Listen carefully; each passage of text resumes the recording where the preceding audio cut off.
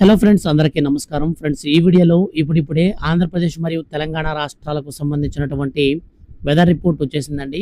ఈ రోజున ఏ జిల్లాలలో వర్షాలు కురవబోతున్నాయి, ఏ జిల్లాలకు ఆరెంజ్ అలర్ట్ మరియు రెడ్ అలర్ట్ ప్రకటించారు, ఎక్కడెక్కడ వర్షాలు కురుస్తాయి, పూర్తి వివరాలతో నేను మీకు ఈ వీడియోలో తెలియజేస్తాను.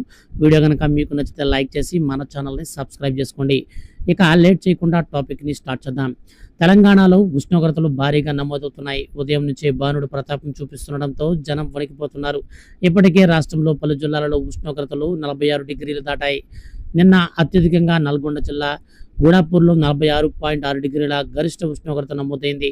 రాబోయే 47 డిగ్రీల రోజుల్లో 47 డిగ్రీల మార్కును కూడా దాటే అవకాశం ఉందని వాతావరణ విభాగం అధికారులు హెచ్చరిస్తున్నారు. నిన్నటి నుంచి రానున్నటువంటి మరో 4 రోజుల పాటు దీర్ఘకాల వడగాళ్లు కొనసాగుతాయని వాతావరణ శాఖ హెచ్చరించింది. ఆయా జిల్లాలకు ఆరెంజ్ అలర్ట్ను కూడా జారీ చేసింది. అలాగే ఈ నెల 6 నుంచి రాష్ట్ర వ్యాప్తంగా తేలికపాటి నుంచి మోస్తరు వర్షాలు కురిసే అవకాశం ఉందని తెలిపింది. నిన్న, రేపు, ఎల్లుండి అలాగే 4 రోజుల పాటు వచ్చే అవకాశం ఉంది.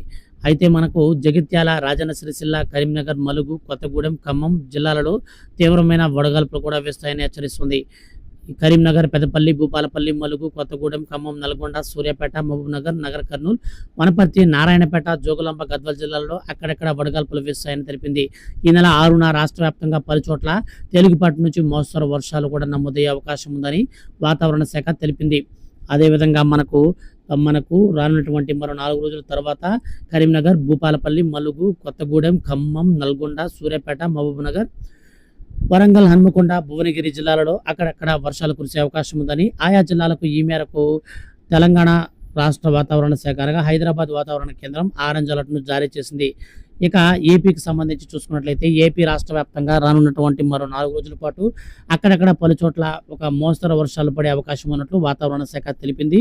ప్రస్తుతం వస్తున్నటువంటి ఈ యొక్క ఎండ, వేడిమి తీవ్రత వల్ల ఈ వర్షాలు కాస్త భూమిని చల్లపరుస్తాయని వాతావరణ శాఖ అధికారులు తెలుపుతున్నారు. అలాగే మనకు రానున్నటువంటి నైరుతి రుతుపవనాలు మనకు మొట్టమొదటిగా కేరళను తాకి ఈ నెలాఖరికంతా కూడా ఏపీలో ప్రవేశించే అవకాశం ఉన్నట్లుగా విశాఖపట్నం వాతావరణ కేంద్రం అధికారులు మనకు తెలిపారు. సో ఫ్రెండ్స్, ఇదండి ఇప్పుడిప్పుడే 2 తెలుగు రాష్ట్రాలకి సంబంధించిన వెదర్ అప్డేట్ రావడం జరిగిందండి.